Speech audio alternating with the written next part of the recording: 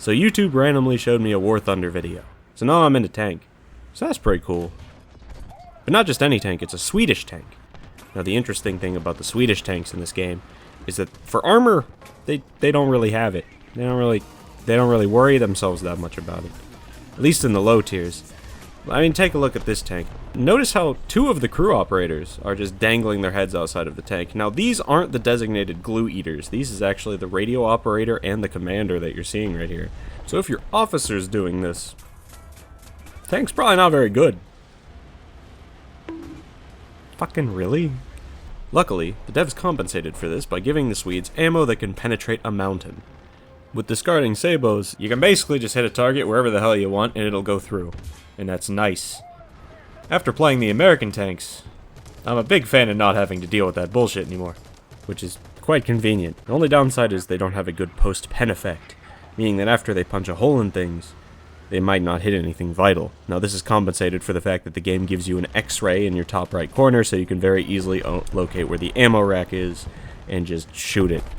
So that's pretty nice. I mean, so naturally I gravitated towards the Swedish tanks until I found this beast, this beautiful thing. The SPJFM 43 to 44. It's got a big gun though. It's also a tanks destroyer, which I don't even know why that's in the game. I mean, there's tanks everywhere. Giving us a tank destroyer, that's just a little unfair, I think. I was disappointed though to find out that it only had HE ammo, and that just means it doesn't penetrate very well.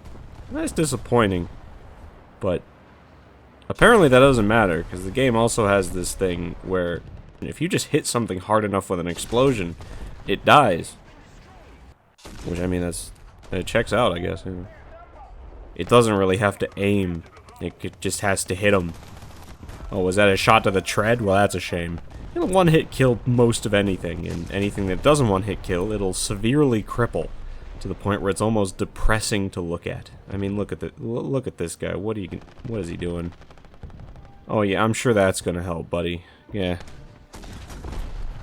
The low muzzle velocity also helps.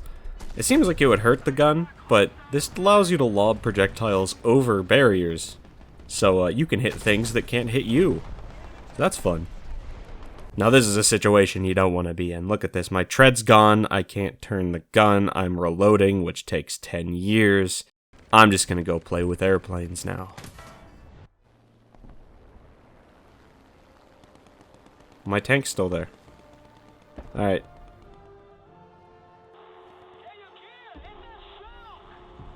And just like that, just that easy. Ah, my weakness. Bullets. JKs. Oh, look at fucking Sun Tzu over here. Now I'm in a realistic battle. I don't really like realistic battles because it's hard to tell what's an enemy. Oh, thanks, man. Thanks. Turns out the visibility issue goes both ways. Huh.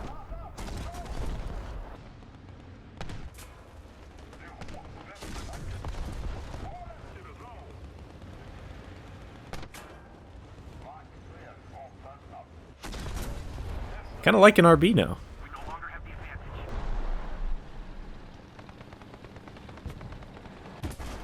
Are you fucking serious?